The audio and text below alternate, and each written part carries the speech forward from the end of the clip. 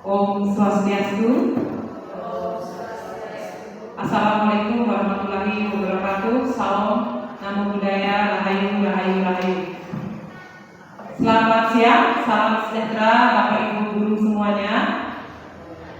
Yang terhormat Bapak Kepala SMP Negeri 3 Bangli, yang terhormat rekan-rekan guru di SMP Negeri 3 Bangli yang berkenan hadir dalam kegiatan diseminasi terkait budaya positif.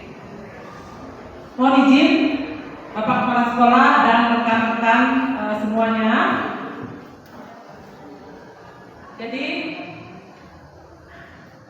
saya di sini sedang mengikuti pendidikan guru penggerak angkatan ke-11. Jadi di sini ada kegiatan untuk mendiseminasikan materi tentang budaya positif yang ada di modul 1.4. Jadi seorang guru penggerak wajib menyebarkan atau mendiseminasikan tentang budaya positif di sekolah masing-masing, tentunya nanti bisa diimplementasikan bersama untuk peserta didik kita. Jadi pertama-tama kita panjatkan puji syukur kehadapan ide Sang Hyang Widi Wase, Tuhan Yang Maha Esa, karena berkat rahmat-Nya kita dapat berkumpul bersama di sini untuk mengikuti kegiatan diseminasi tentang budaya positif yang ada di SMP Negeri 3 Bangli. Sebelum mulai, saya akan berpantun dulu karena sekarang trennya berpantun ya. Mungkin nanti Bapak Ibu guru juga bisa menyiapkan pantun agar tambah semangat ya. Jadi pantunnya seperti ini. Pergi ke pasar membeli nasi, tidak lupa membeli roti kukus bersama Devi Liaswa.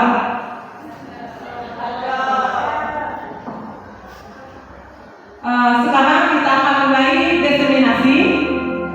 Bapak Ibu guru tetap fokus dan semangat. Mungkin Bapak Kepala Sekolah ada satu. Ya. Teman-teman ada yang sudah menyiapkan pantun? Oke, nanti kita berpantun lagi ya. Jadi kegiatan pada hari ini pembukaan sudah kita lalui, kemudian yang kedua sambutan dari Bapak Kepala Sekolah, yang ketiga pemaparan materi tentang budaya positif, yang keempat diskusi atau tanya jawab, yang kelima kesimpulan, kemudian yang terakhir penutup. Baik, Bapak Ibu guru hebat semuanya, untuk mempersingkat waktu kita akan mulai dengan sambutan dari Bapak Kepala Sekolah. Untuk itu kami mempersilahkan. Om Swastiastu. Assalamualaikum warahmatullahi wabarakatuh. Salam, Namo Buddhaya, Rahayu, Rahayu, Rahayu. Yang terhormat Bapak Ibu guru SMP Negeri 3 Bangli, dan yang paling saya banggakan Bu Krisna Noviani, yang pada hari ini akan mendiseminasikan terkait dengan salah satu materi yang mungkin sangat penting ya dalam perjalanan kita sebagai seorang guru, yaitu budaya positif.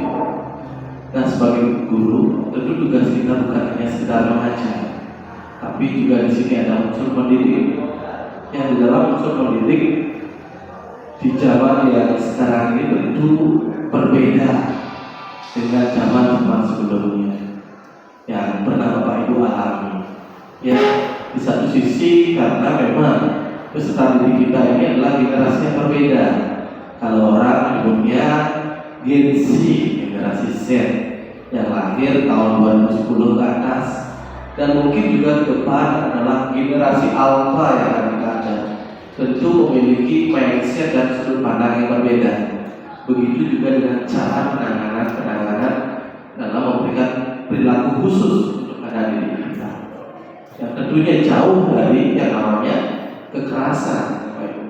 Dan disinilah Bu Novi ya nanti akan memberikan inspirasi bagaimana budaya positif yang tentunya tanpa ada unsur kekerasan. Ya, dia sendiri adalah guru penggerak juga. CGP waktu itu CGP angkatan ketiga.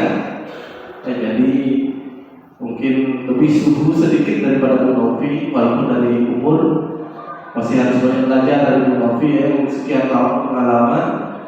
Tapi dengan didiskriminasikan terkait dengan budaya positif ini, bagaimana nanti membentuk keyakinan kelas, bagaimana posisi kontrol yang harus Bapak Ibu tempatkan sebagai seorang guru tersebut yang mana lebih cocok. Yang itu perlu nanti dibahas bersama.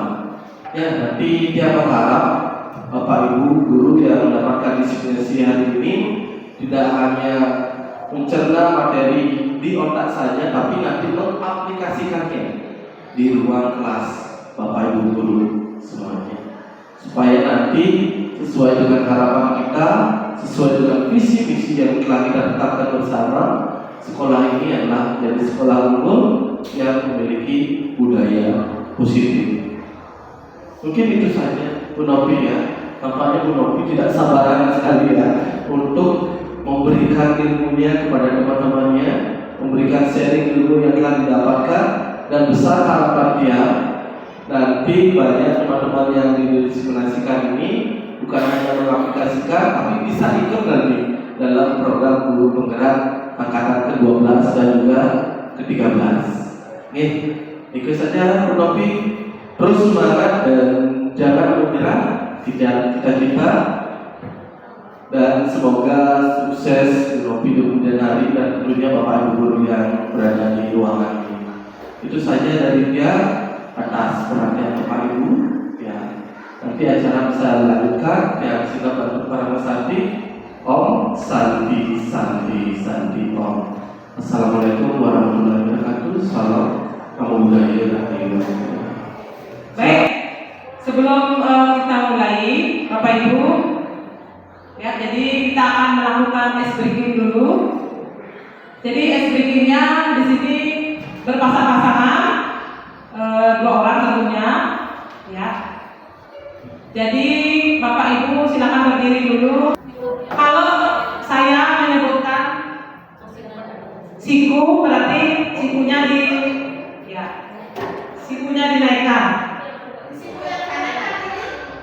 Boleh siku kanan atau siku kiri ya. Kalau sakit dilihat kepalanya disentuh. Kalau sikat berarti ambil karangan. Ya, nah siapa yang duluan? Yang duluan akan mengambil barang berharga itu berarti dia pemenangnya. Jangan sampai jatuh barang berharganya nih. Coba kita tes dulu. Siku. Sakit kepalanya ditekan boleh atau disentuh. Siku. Sikat. Sakit. Siku.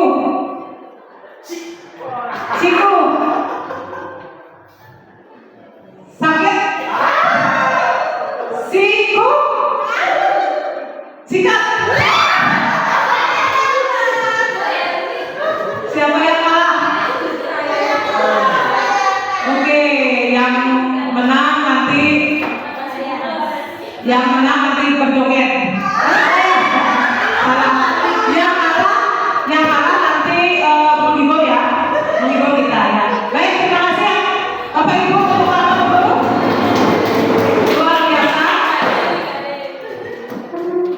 Biar tambah semangat kita mengikuti kegiatan destinasi hari ini. Kalau sudah semangat tentunya Bapak Ibu akan lebih fokus mengikuti kegiatan pada hari ini. Ya, jadi saya awali dari refleksi dulu Bapak Ibu. Kita sebagai seorang guru, kita akan merefleksi Hajar Dewantara. Bapak Ibu ya, apa itu pendidikan menurut Bapak Ki Hajar Dewantara? Yang pertama, pendidikan dan pengajaran. Pengajaran adalah bagian dari pendidikan. Pengajaran merupakan proses pendidikan dalam memberi ilmu atau berfaedah untuk kecakapan hidup anak secara lahir dan batin. Pendidikan menuntun segala kodrat yang ada pada anak-anak agar mereka dapat mencapai keselamatan dan kebahagiaan yang setiap-tiapnya, baik sebagai manusia maupun sebagai anggota masyarakat. Baik Bapak Ibu, jadi pengajaran itu adalah bagian dari pendidikan. Oke. Jadi pendidikan itu menuntun segala kodrat yang ada pada anak-anak agar mereka dapat mencapai keselamatan dan kebahagiaan setinggi-tingginya, baik sebagai manusia maupun sebagai anggota masyarakat. Jadi di sini Bapak Ibu guru tidak boleh menuntut tetapi menuntun. Ya, jadi saya sendiri setelah mengikuti pendidikan guru penggerak, ternyata selama ini saya keliru dan saya salah karena saya lebih banyak menuntut siswa, karena mungkin kita berpatokan dengan kurikulum, harus selesai kurikulum, jadi kita menuntut tugas-tugas dari siswa, kemudian pembelajaran harus selesai. Sebenarnya itu keliru Bapak Ibu, karena setiap anak itu sudah mempunyai kodratnya masing-masing. Ya.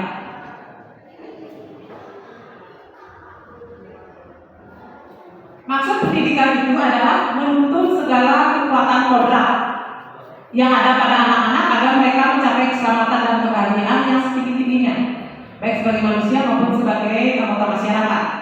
Oleh sebab itu, pendidik hanya dapat menuntun tumbuh atau kembangnya kekuatan kodrat yang ada pada anak-anak agar dapat memperbaiki lakunya, bukan dasarnya hidup dan tumbuhnya kekuatan kodrat anak. Pemikiran Ki Hajar Dewantara yang ketiga, menuntun. Dalam menuntun anak-anak, pendidik diibaratkan sebagai petani, sedangkan anak-anak sebagai biji yang diserai. Dalam menuntun siswa, pendidik perlu memperhatikan kodrat alam sesuai dengan lingkungan tempat tinggal dan kearifan lokal siswa. Kodrat zaman sesuai dengan perkembangan zaman siswa. Ya, begitu Bapak Ibu, kita sebagai seorang guru jadi harus menuntun itu ya, sesuai dengan kodrat alam dan kodrat zaman. Oke, kodrat alam itu pendidikan harus sesuai dengan lingkungan tempat tinggal anak-anak. Ya, kemudian kalau kodrat zaman itu kita harus menyesuaikan dengan perkembangan teknologi saat ini. Ya. Apalagi sekarang sudah zamannya teknologi, jadi kita akan menyesuaikan juga pembelajaran yang berbasis teknologi. Terlebih lagi anak-anak sudah membawa HP ke sekolah, tentunya dapat digunakan untuk kepentingan yang positif. Nah, jadi Bapak Ibu, kita ibaratnya seperti petani, kemudian siswa itu seperti padi. Apakah kita bisa menginginkan tumbuhnya padi menjadi jagung? Tidak, tetapi kita hanya bisa merawat, memupuk, memelihara agar padi tersebut dapat tumbuh dengan subur dan baik. Begitu juga dengan siswa. Kita tidak bisa mengharapkan siswa atas keinginan kita sendiri, tetapi kita hanya mengembangkan, mengarahkan, menuntun sesuai kodratnya masing-masing, dan juga mengembangkan potensi anak.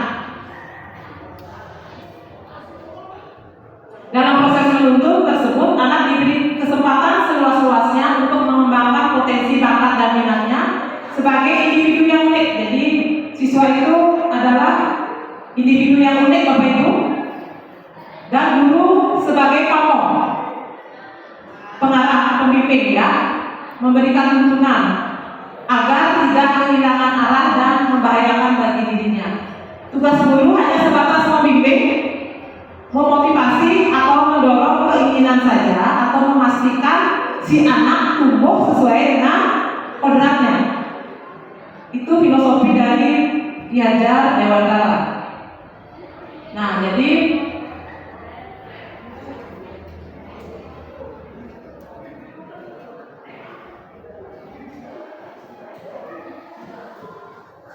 setelah itu kita akan lanjut ke materi pokok, Bapak Ibu, ya. Materi budaya positif. Nah, jadi budaya positif di sekolah merupakan nilai dan kebiasaan di sekolah yang berpihak pada murid agar mereka dapat berkembang menjadi pribadi yang kritis, penuh hormat, bertanggung jawab sesuai dengan profil pelajar Pancasila. Jadi seorang guru yang baik harus bisa menerapkan budaya positif di sekolah, tentunya dengan landasan dari 6 karakter profil pelajar Pancasila. Ada beriman, bertakwa kepada Tuhan Yang Maha Esa dan berharap mulia, kemudian mandiri, berkebinekaan global, bergotong royong, kreatif, bernalar kritis. Itu landasan untuk menerapkan budaya positif. Baik, untuk materi hari ini, jadi yang berkaitan dengan budaya positif Bapak Ibu, ada materi disiplin positif dan nilai-nilai kebajikan universal. Kemudian yang kedua, kebutuhan dasar manusia dan dunia berkualitas. Yang ketiga, motivasi, hukuman, dan penghargaan restitusi. Yang keempat, ada segitiga restitusi. Yang kelima, ada posisi kontrol seorang guru. Dan yang terakhir, membuat keyakinan keras. Ya, itu materi terkait budaya positif. Perubahan paradigma belajar. Jadi dalam membangun budaya positif, sekolah dapat menyediakan lingkungan yang positif, aman, dan nyaman agar siswa mampu berpikir, bertindak, dan mencipta dengan merdeka, mandiri, dan bertanggung jawab. Disiplin sangat berkaitan dengan kontrol guru terhadap siswa. Kemudian ada teori kontrol menurut Dr. William Messer. Ilusi guru mengontrol murid, ilusi bahwa semua kekuatan positif efektif dan bermanfaat. Ilusi bahwa kritik dan membuat orang merasa bersalah dapat menguatkan karakter. Ilusi bahwa orang dewasa memiliki hak untuk memaksa. Jadi ada perubahan paradigma stimulus ke respon, ke pendekatan teori kontrol. Jadi itu perbedaan antara stimulus respon dan teori kontrol. Jadi kalau respon itu realitas atau kebutuhan kita sama. Kemudian semua orang melihat hal yang sama. Kemudian kita mencoba mengubah orang agar berpandangan sama dengan kita. Perilaku buruk dilihat sebagai suatu kesalahan. Orang lain bisa mengontrol saya bisa mengontrol orang lain. Nah, seperti itu. Kalau teori kontrol, realitas atau kebutuhan kita berbeda. Setiap orang memiliki gambaran berbeda. Kita berusaha memahami pandangan orang lain tentang dunia. Semua perilaku memiliki tujuan. Hanya Anda yang bisa mengontrol diri Anda. Nah, seperti itu. Stimulus respon dan teori kontrol. Baik, materi yang pertama tentang disiplin positif. Apa yang Bapak Ibu bayangkan tentang disiplin? Apa yang ada di benak Bapak Ibu kira-kira kalau mendengar kata disiplin? Siapa yang mau berpendapat?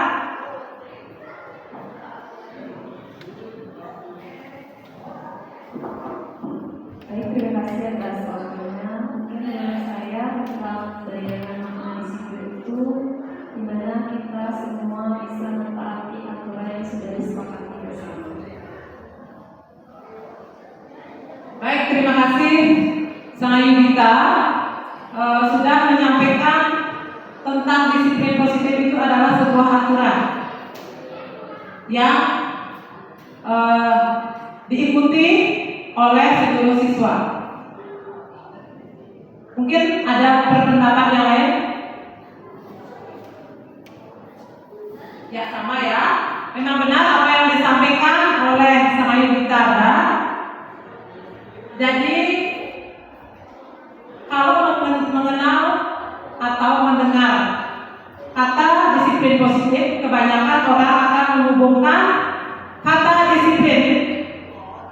dengan tata tertib, peraturan, dan kepatuhan pada peraturan. Dalam budaya kita, disiplin itu dimaknai menjadi sesuatu yang dilakukan seseorang pada orang lain untuk mendapatkan kepatuhan.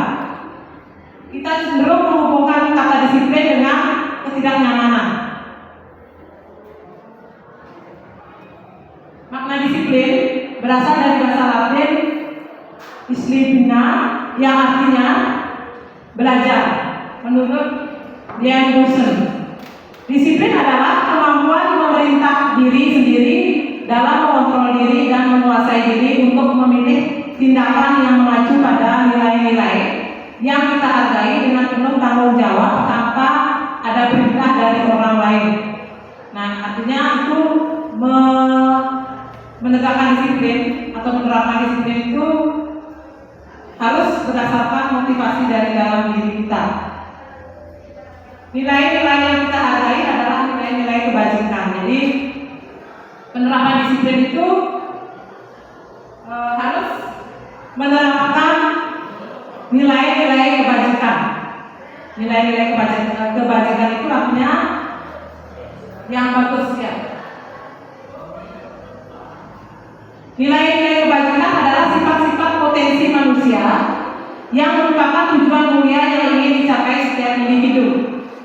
Nilai-nilai kebajikan universal adalah nilai-nilai kebajikan yang disepakati bersama, terlepas dari suku bangsa, agama, bahasa maupun latar belakangnya. Nah, jadi nilai-nilai kebajikan ini sesuai dengan profil pelajar Pancasila seperti yang saya sampaikan sebelumnya. Jadi nilai-nilai kebajikan itu sudah tertuang dalam karakter atau 6 dimensi profil pelajar Pancasila. Materi yang kedua, Bapak Ibu, kebutuhan dasar manusia. Ya. Jadi kita guru dan siswa tentunya mempunyai kebutuhan ya yang ingin yang ingin kita capai atau kita penuhi. Seperti Bapak Ibu tadi sudah makan di jam istirahat, berarti Bapak Ibu memenuhi kebutuhan apa? Kebutuhan rasa lapar kan? Nah, itu kebutuhan memang. Artinya survive, kebutuhan bertahan hidup. Gitu. Siswa pun juga sama. Ya. Jadi ada 5 kebutuhan dasar manusia. Seluruh tindakan manusia memiliki tujuan tertentu. Semua yang kita lakukan adalah usaha terbaik untuk mendapatkan apa yang kita inginkan. Ketika kita mendapatkan apa yang kita inginkan, sebetulnya saat itu kita sudah memenuhi satu atau lebih dari kebutuhan dasar kita. Jadi kebutuhan dasar manusia ada 5, Bapak Ibu. Yang pertama, survival, bertahan hidup. Kemudian kasih sayang dan rasa diterima, love and belonging. Kemudian kebebasan, freedom, kesenangan, fun, dan kekuasaan, power.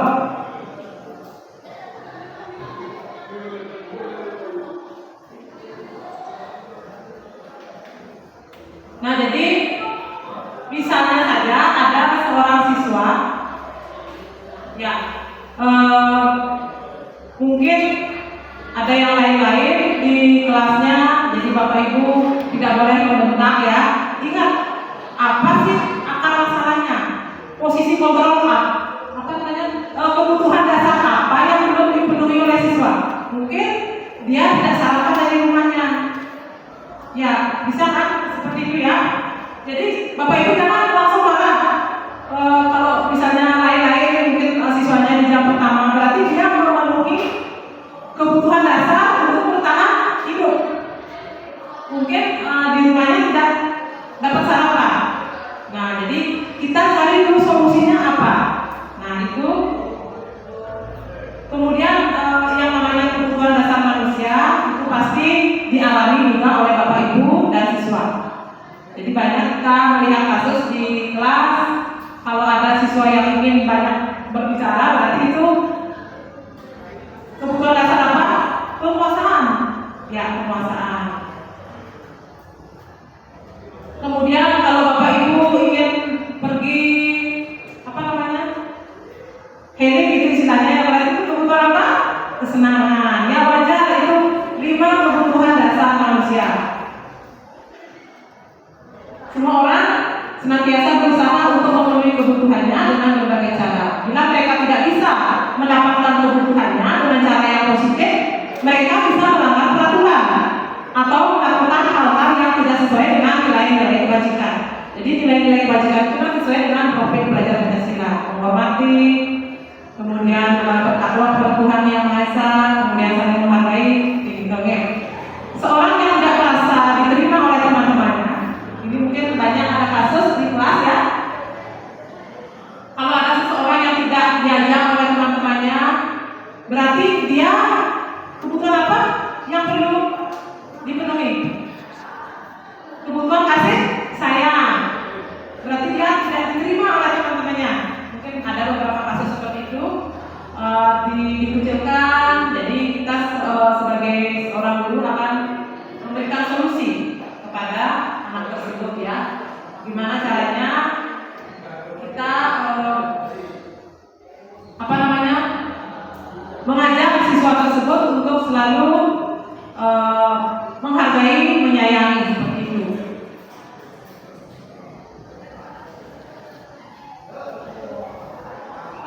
Ketika seorang murid melakukan suatu perbuatan yang bertentangan dengan nilai-nilai kebajikan atau melanggar, hal itu sebenarnya mereka gagal memenuhi kebutuhan dasar manusia.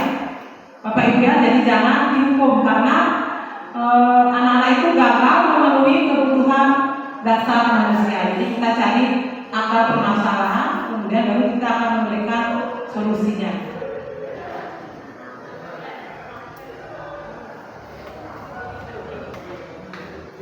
Ada yang ketiga, Bapak Ibu, materinya tentang teori motivasi, hukuman, dan penghargaan. Ya, teori motivasi ada 3 menurut Jan Goshen. Yang pertama, untuk menghindari ketidaknyamanan atau hukuman. Yang kedua, untuk mendapatkan imbalan atau penghargaan dari orang lain. Yang ketiga, untuk menjadi orang yang mereka inginkan dan menghargai diri sendiri dengan nilai-nilai yang mereka percayai. Itu teori motivasi. Nah, apa tujuan dari disiplin positif, Bapak Ibu? Jadi tujuannya adalah menanamkan motivasi yang ketiga tadi, ya, motivasi, teori motivasi itu pada murid-murid kita untuk menjadi orang yang mereka inginkan dan menghargai diri sendiri dengan nilai-nilai yang mereka percayai.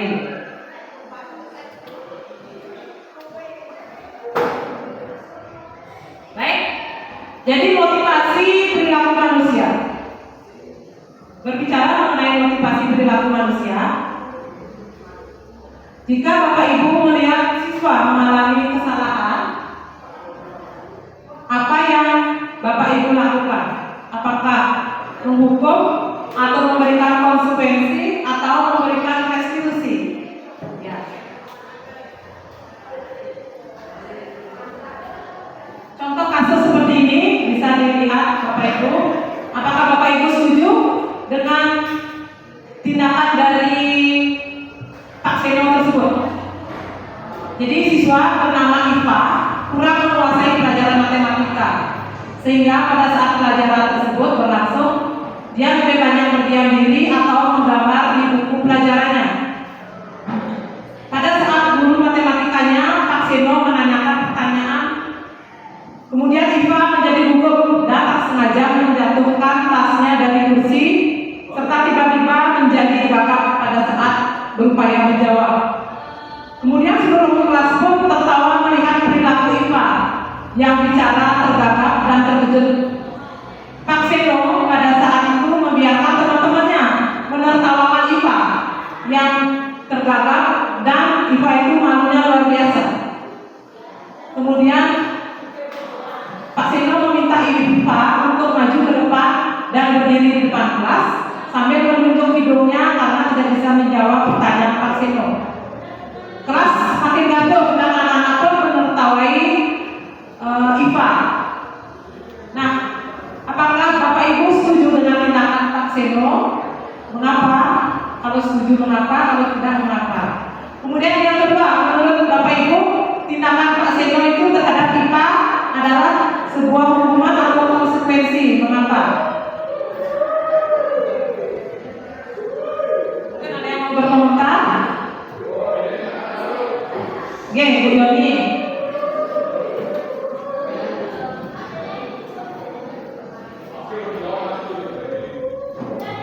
Terima kasih atas waktunya. Saya akan memberikan komentar dari saya bagaimana Pak Seno terhadap IFA. Apakah Anda setuju dengan tindakan Pak Seno terhadap IFA? Saya sangat tidak setuju ya. Karena di sini Pak Seno tidak memberikan kesempatan kepada siswa. Bagaimana terjadi hal seperti itu? Ya. Setelah itu kita harus menggali apa sih latar belakangnya siswa itu demikian. Ya. Setelah itu baru kita memberikan bagaimana pedoman untuk menjalankan agar tidak terjadi kegagalan terhadap IFA. Demikian tanggapan dari saya. Terima kasih. Baik, luar biasa jawaban dari Bu Komayoli ya. Berarti tadi sudah memahami berarti materi yang disampaikan. Jadi apa yang disampaikan oleh Ibu Joni itu memang benar. Mungkin Bapak Ibu semuanya pasti setuju bahwa tindakan dari Pak Seno itu keliru atau salah. Jadi kita harus mencari akar permasalahan. Berhubungan juga dengan materi yang saya sampaikan tadi, kebutuhan dasar apa yang mungkin belum dipenuhi oleh IFA tersebut, sehingga IFA berbuat seperti itu. Mungkin ada faktor di rumahnya atau ada permasalahan sehingga dia tidak membuat tugas tersebut. Ya, kemudian kita seorang guru tidak boleh menghukum IFA tersebut, okay? Karena itu dapat mempengaruhi psikisnya. Ya, tentunya si IFA itu akan malu Bapak Ibu disuruh berdiri di depan kelas karena tidak bisa menjawab pertanyaan. Itu akan mengakibatkan rasa malu, kemudian akan trauma berkepanjangan. Nah, jadi kita harus mencari dulu solusinya seperti apa. Kemudian kita akan memberikan arahan atau bimbingan yang tepat.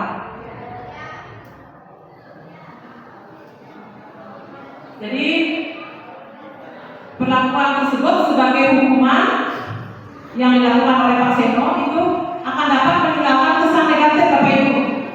Ya, jadi setiap murid itu memiliki potensi unik, ya, dan IFA mungkin memiliki minat serta bakat di bidang seni, misalnya seperti menggambar di buku pelajarannya seperti itu. Jadi jangan kita di awal sudah menyalahkan siswa. Jadi cari tahu dulu akar permasalahannya.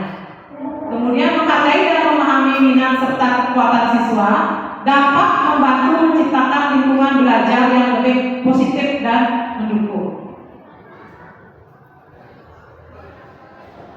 Nah, jadi apa perbedaan hukuman, konsekuensi, dan restitusi yang mana harus kita jalankan di sekolah masing-masing? Tindakan terhadap suatu pelanggaran pada umumnya berbentuk hukuman, mungkin bisa ke arah tindakan fisik, gitu ya. Kemudian dalam menciptakan budaya positif ini diperkenalkan program disiplin positif yang dinamakan restitusi. Nah, jadi restitusi itu adalah proses menciptakan kondisi bagi murid untuk memperbaiki kesalahan mereka, sehingga mereka bisa kembali pada kelompok mereka dengan karakter yang lebih kuat. Nah, jadi diharapkan kita dapat memecahkan masalah dengan cara restitusi. Kalau pemberian hukuman atau konsekuensi Bapak Ibu itu akan membentuk identitas gagal pada murid. Ya.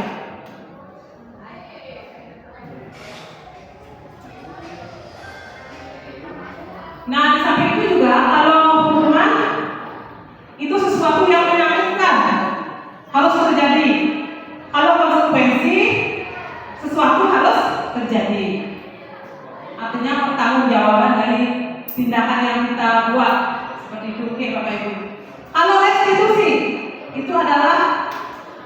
pilihan, ya, pilihan dari seorang guru untuk menguatkan siswa dalam jangka waktu yang panjang. Di samping itu juga kalau restitusi, anak-anak akan mendapatkan penguatan. Murid juga akan menghormati dirinya dan orang lain. Itu perbedaan antara hukuman, konsekuensi, dan restitusi. Kemudian di hukuman itu ada mode paksaan, mendorong menyalahkan diri. Kalau konsekuensi ada stimulus atau respon, mendorong kepatuhan. Kalau restitusi itu sesuai dengan teori kontrol, jadi mendorong disiplin positif.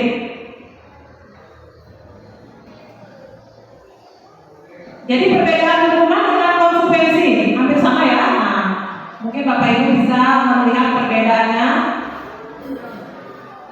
Hukuman itu bersifat tidak terencana atau tiba-tiba, sedangkan konsekuensi sudah terencana. Kalau misalnya siswa yang tidak membuat PR, apa sih nanti konsekuensinya gitu. Artinya kita sudah menyepakati bersama siswa, kedua belah pihak, apakah siswa setuju diberikan tugas tersebut, kalau tidak membuat PR gitu. Tapi kalau hukuman itu satu arah, kemauan atas diri kita sendiri. Kemudian hukuman berupa fisik maupun psikis atau menyakiti. Sedangkan kalau konsekuensi, guru senantiasa memonitor murid. Kita jawab bersama-sama Bapak Ibu ya. Kira-kira yang mana termasuk hukuman, yang mana termasuk konsekuensi? Bisa dilihat ya. Mencatat 100 kali di dalam buku, membuat kalimat saya tidak akan terlambat lagi. Hukuman apa konsekuensi? Baik, hukuman. Lari mengelilingi lapangan basket 2 kali. Bagus, hukuman. Membersihkan coretan yang dibuatnya di meja tulis. Konsekuensi. Jadi karena dia mencoret harus membersihkan mejanya sendiri. Murid diminta untuk push up karena tidak menggunakan masker sekolah. Hukuman. Menggantikan kertas tugas teman yang tadi coret-coret. Konsekuensi. Berjemur di lapangan basket pukul 12 siang karena mengobrol. Hukuman. Murid diminta melepas kaos kaki, tidak menggunakan sepatu sepanjang hari karena tidak mengikuti peraturan sekolah. Ya, hukuman karena bertelanjang kaki ya, itu hukuman. Berdiri di depan kelas sambil mengangkat kaki satu karena tidak bisa menjawab pertanyaan. Hukuman. Membersihkan tumpahan air di meja tulis karena tersenggol pada saat belajar. Konsekuensi.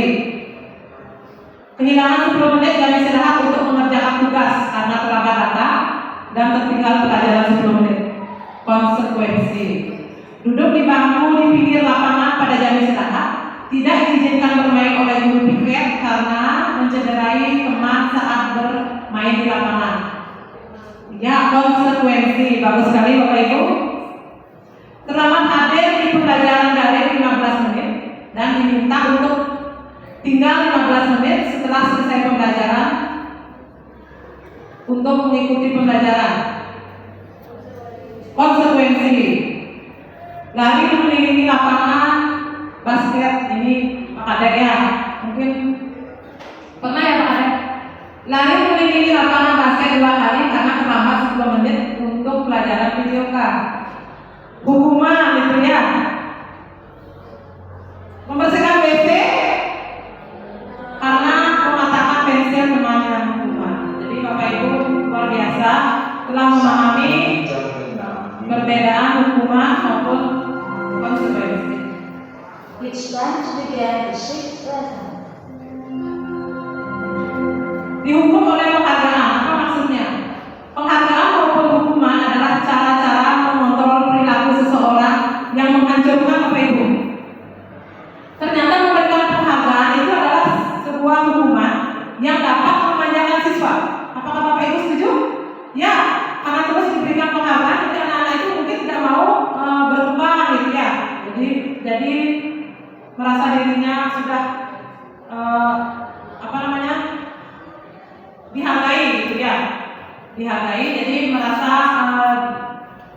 tinggi hati, nah seperti itu. Tindakan memberikan penghargaan nilainya sama dengan menghukum seseorang. Jadi tergantung konteks di mana kita memberikan penghargaan. Oke.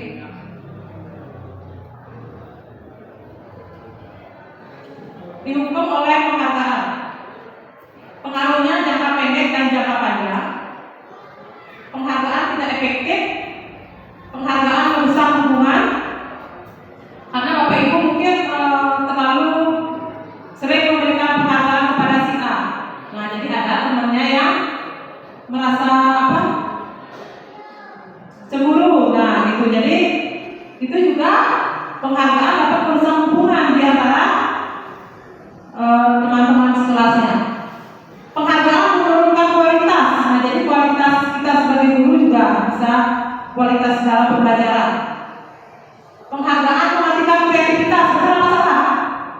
Jadi kalau kita memberikan penghargaan bisa saja itu menurunkan kreativitas anak. Bisa juga. Jadi tergantung konteks. Kalau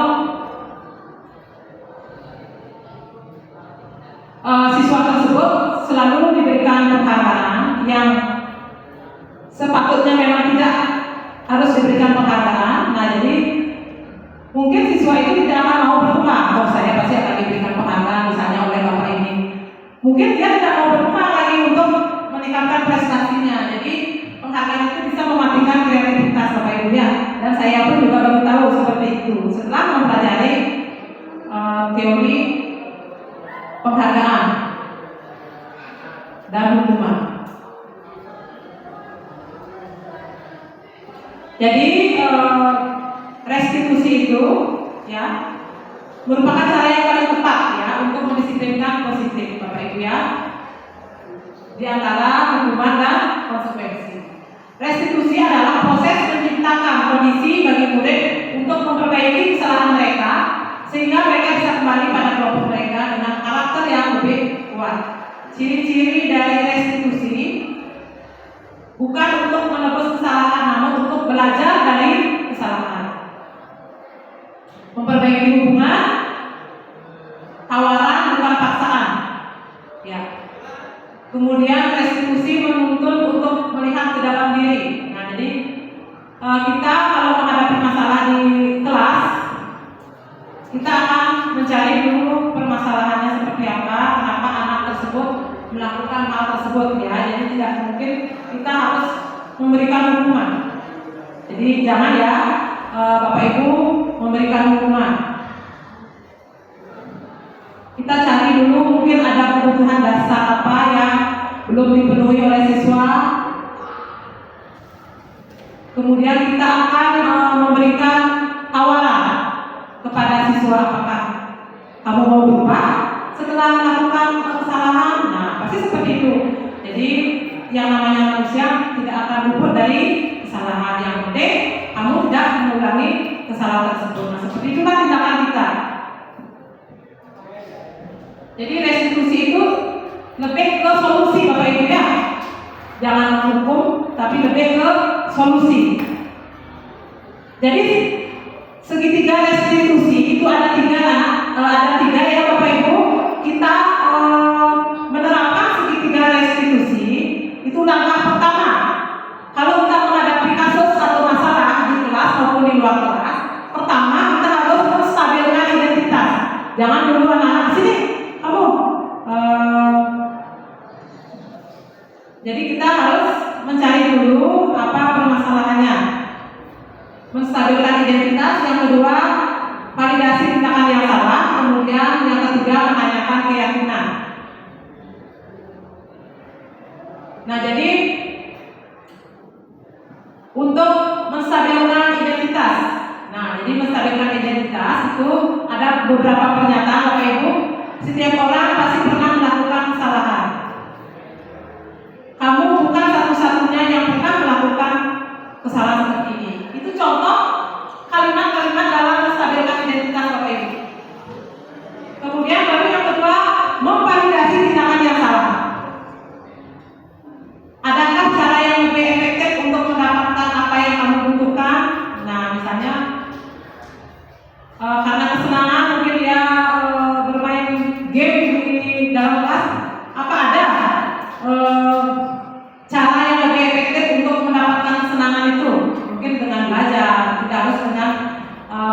Itu namanya memvalidasi tindakan yang salah. Nah, seperti itu Bapak Ibu tahapan-tahapan kalau kita menemukan masalah di kelas atau di luar kelas.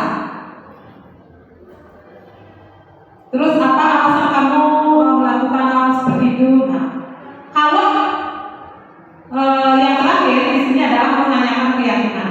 Nah, jadi setelah kamu melakukan pelanggaran, berarti kamu masih ingat nggak keyakinan kelas apa? Jadi kita menanyakan. Kita kan sudah punya keyakinan kelas, sudah kita sepakati bersama-sama.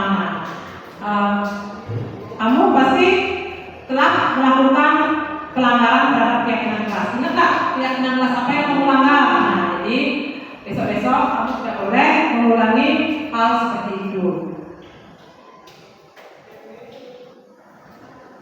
Ya, jadi menstabilkan identitas itu artinya berdasarkan prinsip bahwa membuat kesalahan adalah bagian dari proses pembelajaran yang nantinya akan menggeser identitas gagal ke identitas sukses. Sedangkan validasi tindakan yang salah itu dilakukan berdasarkan prinsip bahwa setiap perilaku berupaya memenuhi suatu kebutuhan tertentu sehingga guru atau orang tua akan bergeser dari pemikiran stimulus respon menjadi proaktif serta akan lebih mengenali dan mengakui kebutuhan murid. Yang terakhir, menanyakan keyakinan. Menanyakan keyakinan dilakukan dengan memberikan pertanyaan-pertanyaan bermakna kepada murid atau anak untuk memunculkan motivasi secara intrinsik sehingga mampu mengaitkan keyakinannya dengan tindakan yang salah. Nah, ini ada sedikit video dalam penerapan segitiga CCTV.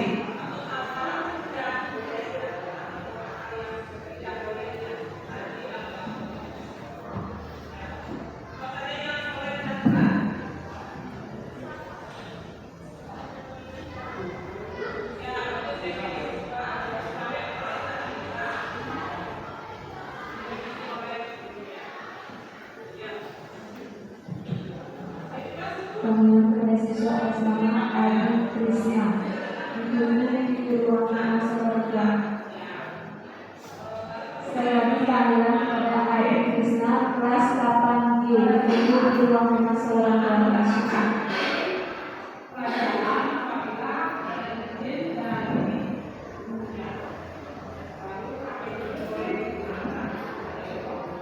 Nah, ini jadi saya sedang mengajar di kelas, ada seorang siswa yang ber-PMHP, jadi saya akan menegur ya siswa tersebut, kemudian saya memberikan arahan yang positif tentunya, kemudian baru nanti dipanggil untuk diadakan diskusi seperti itu.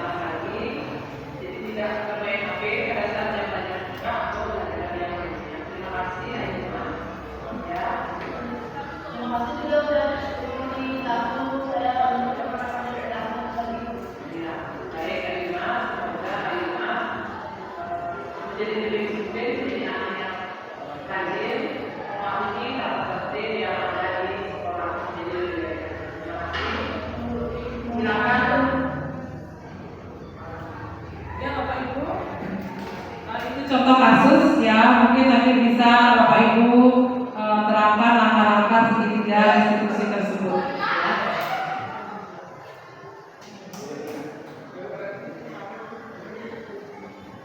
Ya, jadi materi yang kelima, Bapak Ibu, ada posisi kontrol seorang guru. Yang pertama ada guru sebagai penghukum, guru sebagai pembuat rasa bersalah, guru sebagai teman, guru sebagai pemantau, guru sebagai manajer. Ya, kira-kira Bapak Ibu berada di posisi yang mana? Kesemuanya ya? Pernah? Ya. Pernah kesemuanya berada pada posisi tersebut ya? Coba kita lihat 5 posisi kontrol tersebut ya. Jadi di antara 5 posisi kontrol, sebaiknya seorang guru menggunakan posisi kontrol sebagai manajer, ya, bukan sebagai penghukum, merasa bersalah, ya. Jadi sebagai manajer, guru dapat berbuat sesuatu bersama murid, mempersilahkan murid bertanggung jawab dan mendukung murid agar dapat menemukan solusi. Jadi posisi kita adalah sebagai manajer. Nah, yang namanya manajer di suatu perusahaan berarti mengatur, mengarahkan, ya, kemudian mencari solusi yang tepat sehingga kita dapat mengontrol diri kita sendiri ke arah yang lebih baik.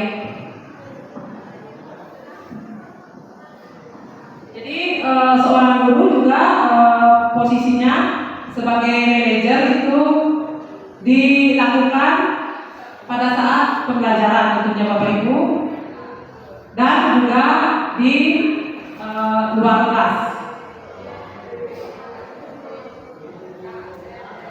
Selain itu, posisi manajer mengacu pada restitusi yang dapat menjadikan murid sebagai manajer bagi dirinya sendiri, sehingga dapat tercipta identitas positif pada diri murid.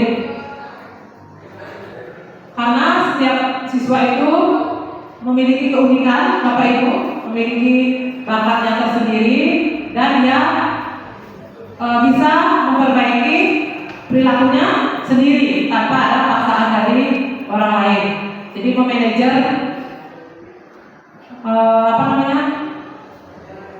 memanage dirinya sendiri sebagai seorang manajer. Nah, terakhir materinya yaitu keyakinan kelas. Ini berhubungan dengan budaya positif. Mengapa keyakinan kelas tidak peraturan kelas, Bapak Ibu? Ada gambar di sana, ada seseorang yang memakai helm. Itu karena atas dasar motivasi dari dalam diri atau karena paksaan. Kemudian memakai masker juga. Nah, keyakinan berhubungan dengan nilai-nilai kebajikan yang tadi Bapak Ibu. Nilai-nilai kebajikan universal yang diyakini bersama, berasal dari dalam diri tanpa ada paksaan dari orang lain. Seseorang akan lebih tergerak dan bersemangat untuk menjalankan keyakinannya daripada hanya sekedar mengikuti serangkaian peraturan. Nah, itu gitu Bapak Ibu ya. Jadi seseorang itu akan lebih tergerak kalau itu merupakan suatu keyakinan kelas, bukan peraturan. Kalau peraturan itu ada sedikit paksaan yang harus diikuti. Nah, kalau keyakinan itu muncul dari dalam diri anak-anak. Oke, Bapak Ibu. Bagaimana membentuk keyakinan kelas? Pembentukan keyakinan kelas. Jadi keyakinan kelas itu bersifat lebih abstrak daripada peraturan yang lebih rinci dan konkret. Keyakinan kelas berupa pertanyaan-pertanyaan universal, Bapak Ibu ya, seperti tidak menggunakan HP pada saat pembelajaran kecuali ada izin dari guru. Kemudian menghormati guru yang sedang berbicara, disiplin, waktu membuang sampah. Itu nilai-nilai sebenarnya banyak sekali, ada nilai-nilai kalau Bapak Ibu lihat di Google, nilai-nilai kebajikan. Keyakinan kelas sebaiknya sesuatu yang dapat diterapkan di lingkungan tersebut. Semua warga kelas hendaknya ikut berkontribusi dalam membuat keyakinan kelas. Jadi ada keyakinan kelas, ada juga keyakinan sekolah. Jadi prosedurnya sudah Bapak Ibu tahu karena Bapak Ibu juga sudah melaksanakan di kelasnya masing-masing. Terlebih yang sudah menjadi wali kelas mengajak siswa untuk membuat. Jadi ada prosedurnya Bapak Ibu membuat langkah-langkah keyakinan kelas. Jadi saya juga sudah dapat membuat keyakinan kelas sebagai wali kelas. Pertama, guru mengajak murid membayangkan kelas inspirasi, kelas impian ya, maksudnya kelas impian versi mereka. Jadi mereka membayangkan dulu kelas impiannya inginnya seperti apa. Tidak mungkin anak-anak menginginkan hal yang tidak baik. Nah, jadi murid-murid mempunyai impian dulu untuk hal-hal yang baik, baru nanti bisa anak bisa membuat nilai-nilai besar yang akan disepakati. Kemudian guru mempersilakan murid melakukan curah pendapat tentang peraturan yang disepakati. Susunlah masukan-masukan tersebut dalam bentuk kalimat positif. Ya, contohnya, datanglah ke sekolah tepat waktu. Jadi, yang bukan nilai kebajikan, jangan datang terlambat ke sekolah. Ya. Bukan jangan datang terlambat ke sekolah, tetapi datanglah ke sekolah tepat waktu. Selanjutnya, ajak murid-murid untuk menemukan nilai-nilai kebajikan atau keyakinan di kelasnya tersebut. Sebaiknya keyakinan sekolah atau kelas tidak terlalu banyak, bisa berkisar 3-7 saja. Tidak usah banyak-banyak, meskipun ada banyak nanti nilai-nilai yang ditulis oleh siswa, kita sepakati menggunakan karena ada yang sama mungkin, jadi cukup 3-7 nilai saja boleh. Setelah selesai, kita murid untuk menandatangani keyakinan kelas bersama-sama sebagai bukti mereka menyetujui apa yang mereka yakini. Terakhir, pajanglah keyakinan kelas di dalam kelas. Pilih bagian dinding yang mudah dilihat oleh semua siswa. Jangan disembunyikan keyakinan kelasnya ya. Taruh di tempat yang strategis yang bisa dilihat oleh semua siswa. Nah, jadi contoh antara kata-kata atau kalimat peraturan dan keyakinan kelas. Contohnya, kalau selalu kembalikan buku ke tempatnya, itu namanya peraturan. Kalau keyakinan kelasnya seperti apa kalimatnya Bapak Ibu? Dilarang mengganggu orang lain. Nah, kalau keyakinan kelasnya seperti apa? Mari kita lihat. Nah, seperti ini. Itu bedanya Bapak Ibu yang harus dipahami. Yang mana namanya peraturan, yang mana itu keyakinan kelas. Nah, misalnya selalu kembalikan buku ke tempatnya, berarti keyakinan kelasnya bertanggung jawab. Kemudian bisa juga ditambahkan nilai besarnya apa? Misalnya nilai-nilai kebajikannya. Silakan anak-anak mengembalikan buku dengan tepat waktu atau kepada tempatnya, seperti itu. Kemudian kalau peraturan dilarang mengganggu orang lain, berarti keyakinan kelasnya menghormati orang lain. Kalau peraturannya hadir di sekolah 15 menit sebelum pembelajaran dimulai, maka keyakinan kelasnya menghormati orang lain dan berkomitmen. Peraturan dilarang menggunakan narkoba. Keyakinan kelasnya apa? Kesehatan.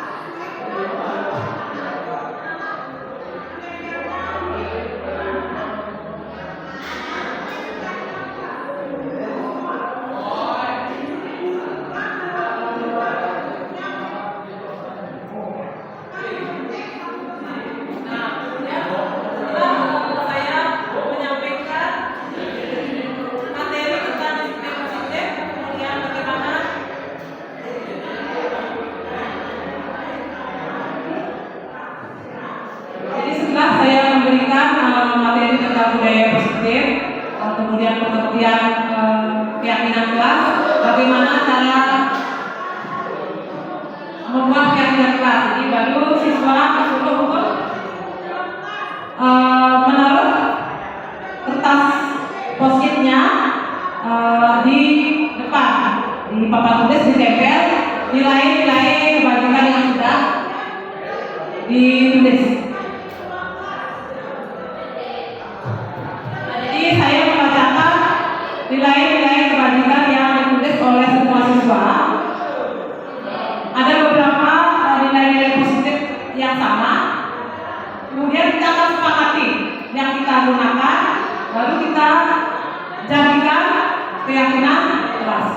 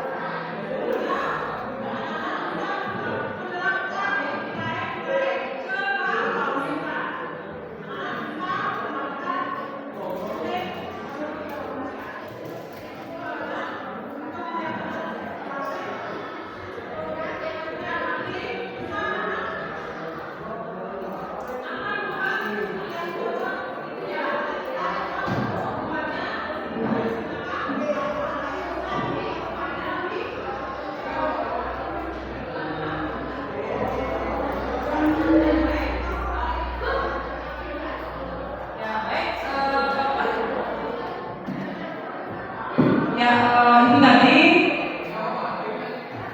tentang kegiatan membuat keyakinan kelas. Itu merupakan materi terakhir pada kegiatan diseminasi hari ini.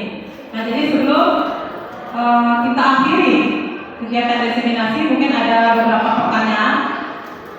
Saya akan buka sesi diskusi atau tanya jawab. Silakan bagi yang masih mempunyai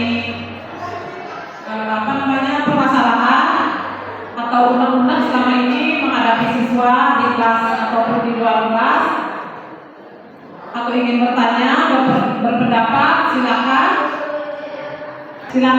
Siapa? Ya, bisa maju. Masih semua untuk waktunya dari Bapak Ibu. Mungkin pertanyaannya mewakili untuk semua Bapak Ibu jadi ini dari sini. Terkait tadi kan penjelasan tentang kesepakatan kelas. Seperti di kelas yang sudah membuat kesepakatan kelas dengan siswa-siswa, namun kesepakatan kelas itu memang sudah disepakati bersama. Contoh, menghargai siapapun yang sedang berbicara, baik guru dan siswa. Nah, ini sering sekali terjadi ketika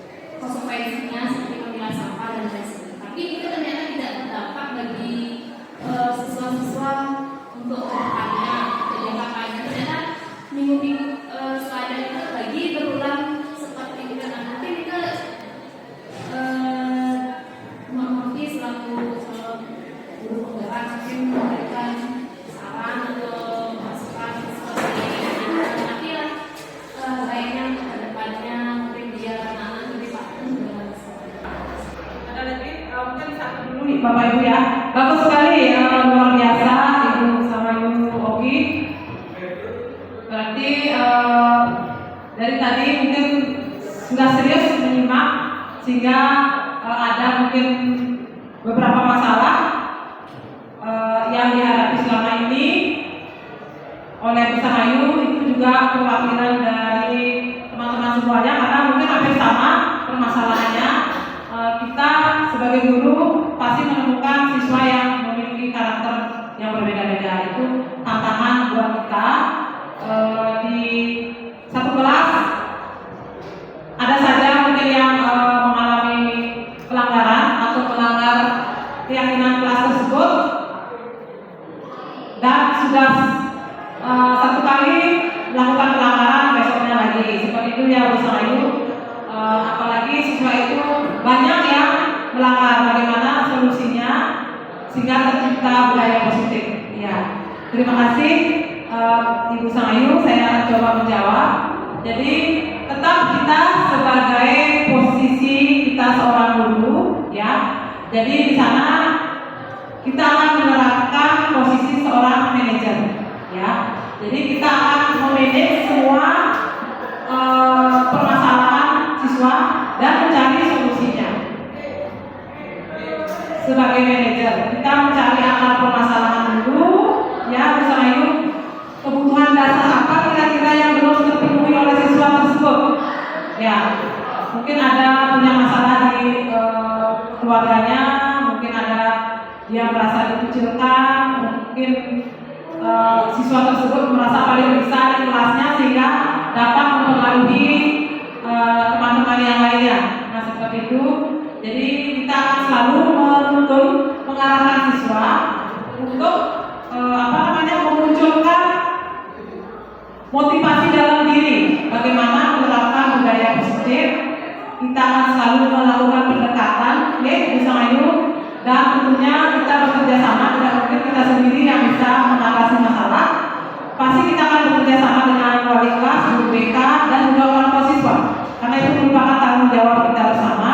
Kita akan mencari solusi yang tepat dan juga pastinya menerapkan segitiga restitusi. Jadi dengan dibimbing tanpa memberikan hukuman, mungkin itu akan lebih sangat menyentuh kepada siswa untuk memunculkan nilai-nilai universal itu tanpa adanya paksaan. Yang terpenting menumbuhkan dari dalam diri. Itu namanya motivasi intrinsik, itu mungkin yang ditonjolkan. Terima kasih. Bagaimana Bu Sahayu? Ya, Pak Kadek. Menjelaskan tentang masalah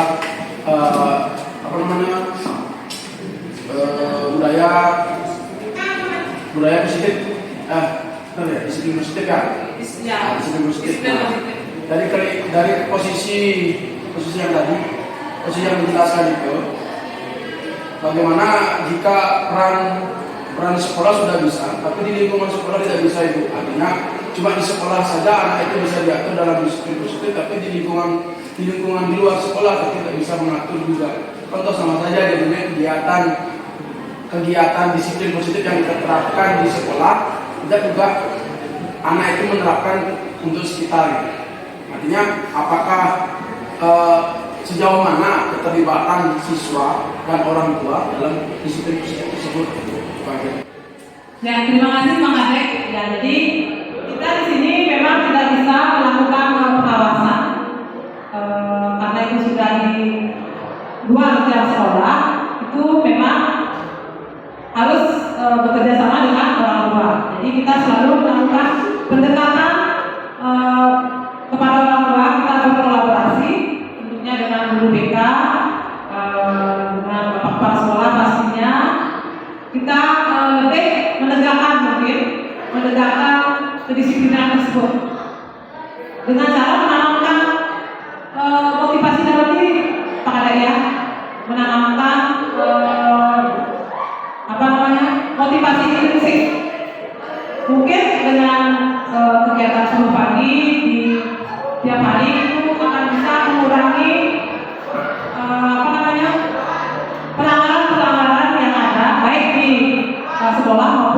di luar sekolah.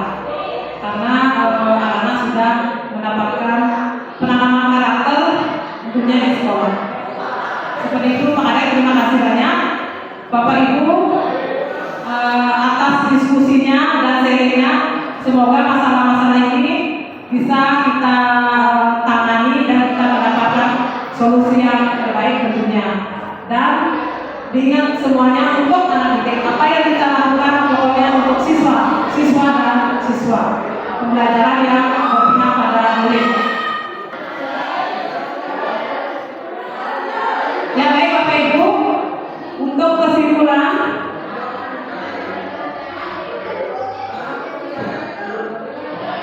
kegiatan diseminasi pada hari ini, yang pertama, semua warga sekolah berperan penting dalam membangun budaya positif ya.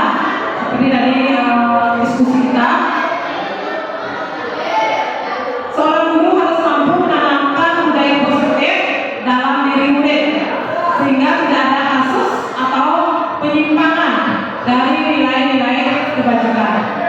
Yang ketiga, budaya positif yang ada di sekolah itu akan dapat membentuk akhlak dan karakter baik dari pribadi peserta didik.